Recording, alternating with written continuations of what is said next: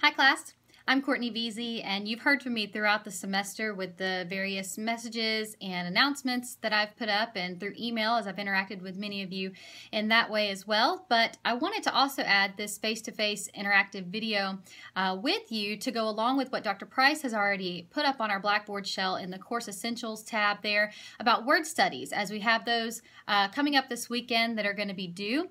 Now he gave you there, and I hope that you've explored that already, but if not, I encourage you to do so.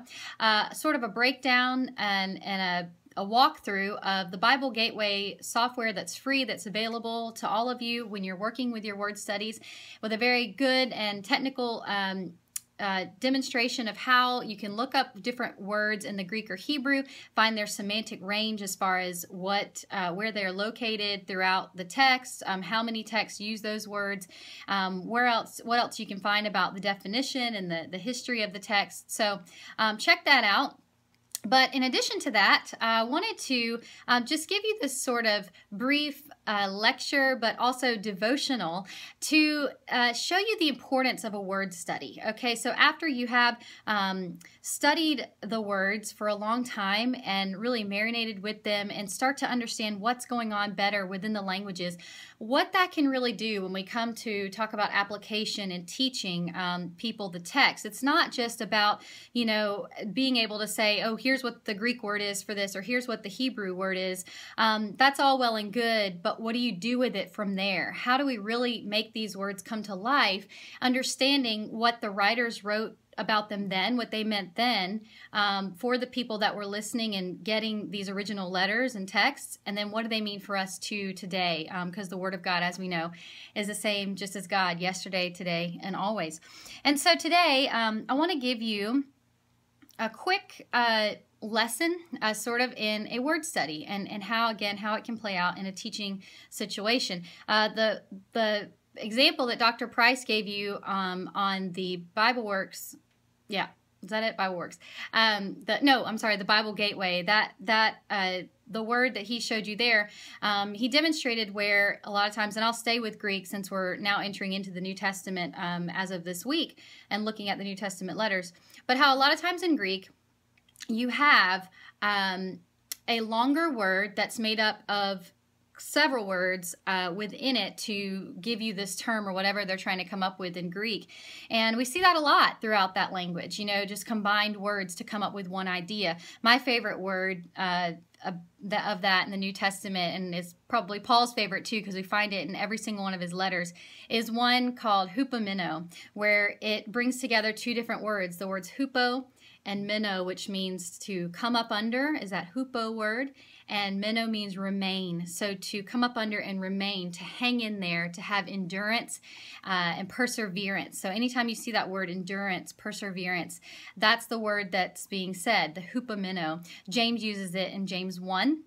When he says the testing of our faith develops hupomeno, the ability to hang in there. It's not a victory word, it's more of a survival term, that the faith that God has put within us allows us to make it. It might be by the skin of our teeth, but at the end of the day, we're going to have victory because he has given us the ability to hang in there. If you've ever seen one of those cat posters where the cat has its claws up and it's hanging on to a branch or something and it says, hang in there, that's basically what it is. It's just hanging in there, and that's what our faith gives us the ability to do.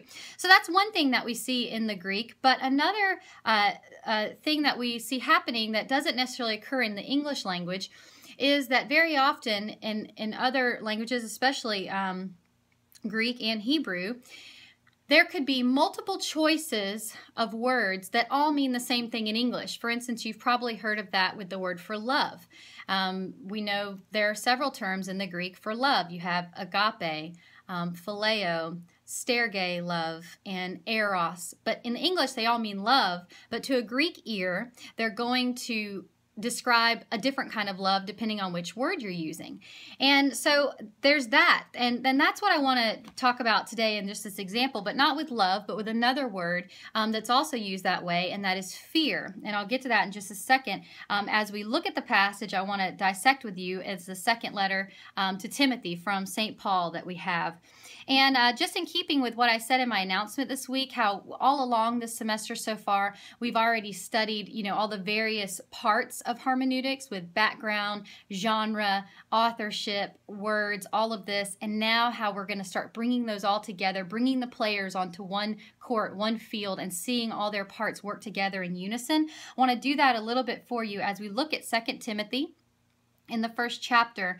And what are some things I could tell you about this? First of all, this is the last letter that we have from the Apostle Paul to a person. The last letter we have of his to a church would be to the Philippians, our letter to Philippi. But here, this is his last letter before his death as a martyr. He's writing from Rome, from a Roman prison. It'll be his last imprisonment, much more harsh than his first one. Now under Nero, Emperor Nero. So not long after, his life will be taken. So this last letter comes to Timothy, his young disciple there, who he has left in Ephesus to be the pastor of the church there in Ephesus. We see there in verse 2 of chapter 1 that he's saying to Timothy, my beloved son. Paul is a man of the ancient world. I mean, he has a foot in every area. He is a Jewish man by birth, but he is also very well versed in the Greek culture. He lives in Greek society, but he's also a Roman citizen. So that's why he's such an effective missionary all across the Mediterranean in the East, because he's so well versed in all the main cultures that are in the world at that time in that area. But for him to call Timothy a son in the faith, he does the same with Titus, tells us something about Timothy's background, that probably his father is no longer alive and in the picture, because culturally speaking, for him to call him a son if the father was still alive would be a major slam or a diss to his father. So most likely Timothy's dad, who, remember from Acts, was a Greek man, is no longer alive. So Paul really adopts Timothy and Titus as his sons in the faith, in life as his disciples.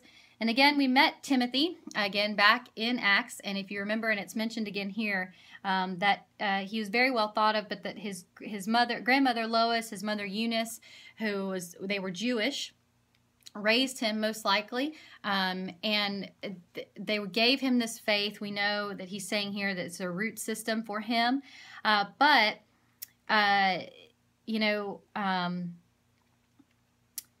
Because his mother was Jewish and his father was Greek, that's why Timothy is such a great candidate to be in Ephesus, because Ephesus, Augustus had made it the provincial capital, the capital of the provincial world, because it was a big port city.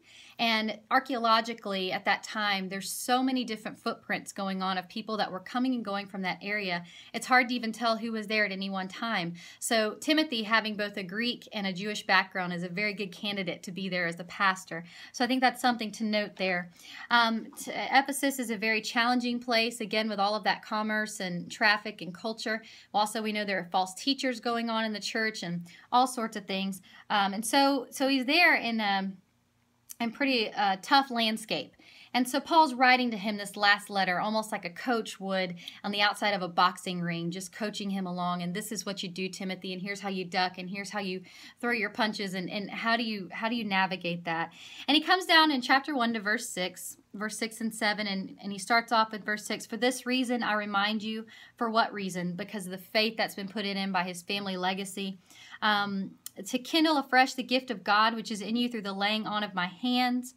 Verse 7, for God has not given us a spirit of timidity, but of power and love and discipline.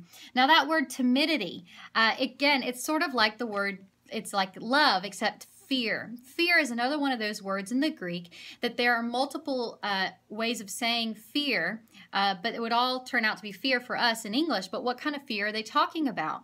So you have different words. One, phobeos, that's our most common word for fear that we find in the New Testament. And that's where we get our English word phobia, just sort of your average, everyday kind of fear. Then we have tremeo, which is where we get our English word tremor or trauma. That's why trauma centers are named that, because of people having tremors when they come.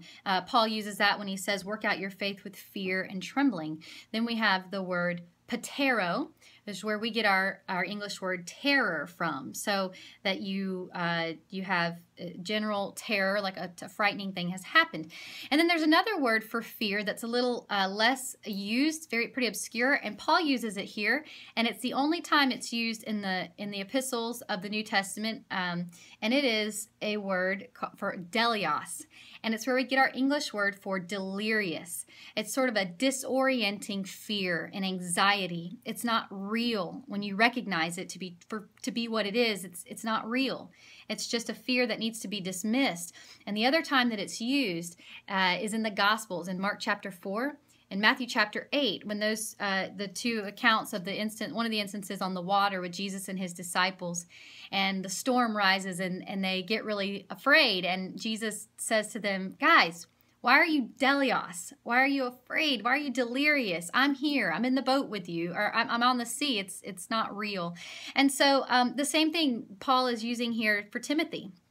God has not given you a spirit of delios, of disorienting fear, but one of power. So dunamis there, our general word for power, love, agape love, and discipline. And actually that word discipline, it also combines two words, sophroneos. So there could be from the word Sophia, wisdom, of knowledge there, but also maybe from soterios, from the salvation word of peace with God. We kind of get that from the Septuagint writers who brought that from shalom over when they are translating wholeness and peace. Then phroneos is the frontal part of our brain where we make decision making. So God has not given you a spirit of disorienting fear, but one of power, love, and a good mind, a healthy mind, a whole good mind that can make good decisions there, even in a tough place, and that he can do there in Ephesus.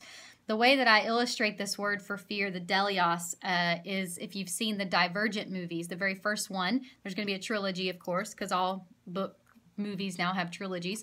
But the first Divergent series is there's this community of people, and when a new person is of age and they're going to be put into a different section of this group of the people, they go into a simulator, and in that simulator, their fears become reality. Their biggest fears they're presented with them, and depending on how they react, it determines what people group they're going to be put into.